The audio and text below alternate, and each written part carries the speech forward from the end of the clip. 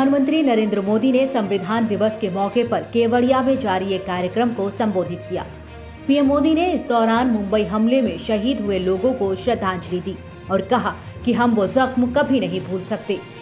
PM Modi ने कहा कि साल 2008 में पाकिस्तान से आए आतंकियों ने मुंबई पर हमला बोला था। इस हमले में कई लोगों की जान चली गई थी। पीएम मोदी ने कहा कि आज का भारत नई नीति रीति के साथ आतंकवाद का सामना कर रहा है। 2008 में पाकिस्तान से आए, पाकिस्तान से भेजे गए आतंकियों ने मुंबई पर धावा बोल दिया था। इस हमले में अनेक लोगों की मृत्यु हुई थी। अनेक देशों के लोग मारे गए थे। मैं मुंबई हमले में मारे गए सभी लोगों को अपनी श्रद्धांजलि अर्पित करता हूं। इस हमले में हमारे पुलिस बल के कई जांबाज शहीद हुए थे। मैं उन्हें भी नमन करता हूं। मुंबई हमले के जख्म भारत भूल नहीं सकता। अब आज का भारत नई नीति, नई रीति के साथ आतंकवाद का मुकाबला कर रहा है। इसी के साथ पीएम मोदी ने एक बार फिर देश का ध्यान वन नेशन वन इलेक्शन की ओर खींचा और इसे वक्त की जरूरत बताया।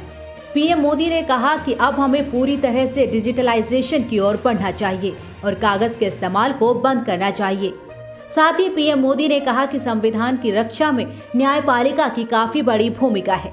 पीएम बोले कि 70 के दशक में इसे भंग करने की कोशिश की गई, लेकिन संविधान ने इसका जवाब दिया। इमरजेंसी के दौर के बाद सिस्टम मजबूत भी होता गया। उससे हमें काफी कुछ सीखने को मिला है। 70 के दशक में हमने देखा था कि कैसे सेपरेशन ऑफ पावर की मर्यादा को भंग करने की कोशिश हुई थी, लेकिन इसका जवाब भी देश को संविधान से ही मिला। बल्कि इमरजेंसी के उस दौर के बाद चेक्स एंड बैलेंस का सिस्टम मजबूत से मजबूत होता गया। विधायिका, कार्यपालिका और न्यायपालिका तीनों ही उस कालखंड से बहुत कुछ सीखकर आगे बढ़े हैं। आज भी वो सीख उतनी ही प्रासंगिक है। पीएम ने कहा कि हर नागरिक को संविधान को समझना चाहिए और उसके हिसाब से चलना चाहिए।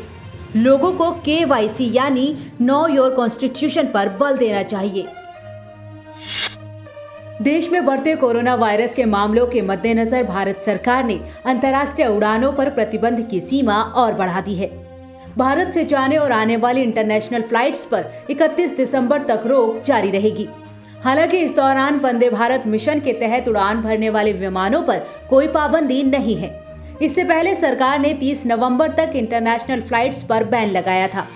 डीजीसीए ने एक सर्कुलर जारी किया है जिसके मुताबिक महामारी के मद्देनजर 31 दिसंबर तक अंतर्राष्ट्रीय उड़ानों को निलंबित कर दिया गया है और विमान केवल चुनिंदा मार्गों पर ही केस टू केस आधार पर उड़ान भरेंगे। गौरतलब है कि इस साल 23 मार्च से कमर्शियल अंतर्राष्ट्रीय उड़ानों पर प्रतिबंध लगा हुआ है। तब घरेलू विमान सेवाओं को भी बंद कर दिया गया था, लेकिन 25 मई से घरेलू उड़ानें फिर से शुरू कर दी गई थी। आपको बता दें कि देश में कोरोना वायरस के संक्रमितों की संख्या 92,66,706 हो गई है। संक्रमण से जान गंवाने वालों की संख्या अब 1,35,223 को पार कर गई है। न्यूजीलैंड में नवनिर्वाचित युवा सांसदों में से एक भारतीय मूल के डॉक्टर गौरव शर्मा ने देश की संसद में संस्कृत में शपथ ली। डॉक्टर शर्मा का संबंध हिमाचल प्रदेश के हमीरपुर से है। हाल ही में वो न्यूजीलैंड के हैमिल्टन वेस्ट से लेबर पार्टी के सांसद चुने गए हैं।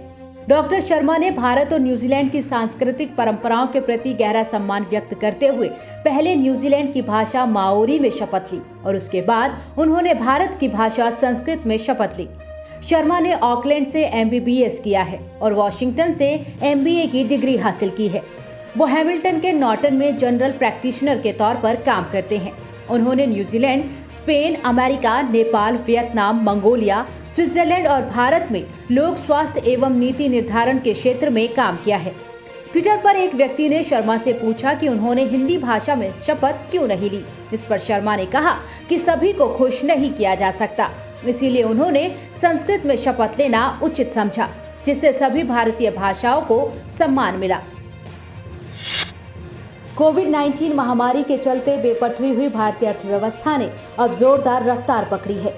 आरबीआई गवर्नर शक्तिकांत दास ने कहा कि भारतीय अर्थव्यवस्था ने जिस तरह की रफ्तार दिखाई है वो उम्मीद से कहीं ज्यादा बेहतर है।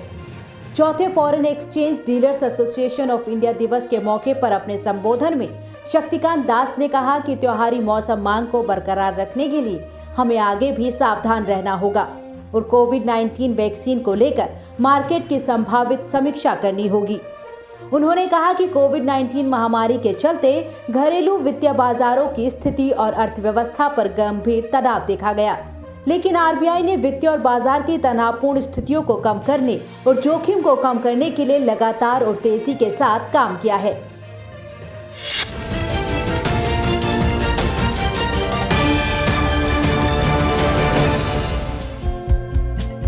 हमारे चैनल को लाइक, शेयर और सब्सक्राइब जरूर करें और नई अपडेट्स के लिए बेल आइकन दबाना ना भूलें।